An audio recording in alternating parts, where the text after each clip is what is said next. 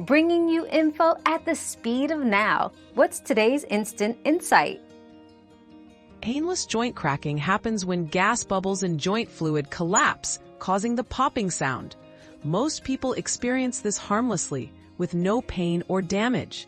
But if cracking comes with swelling, pain, or limited movement, it could mean a joint problem and should be checked by a doctor.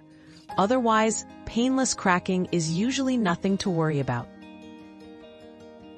We've quenched today's curiosity, but there's always more to learn. Keep the curiosity alive by subscribing and joining us for our next adventure.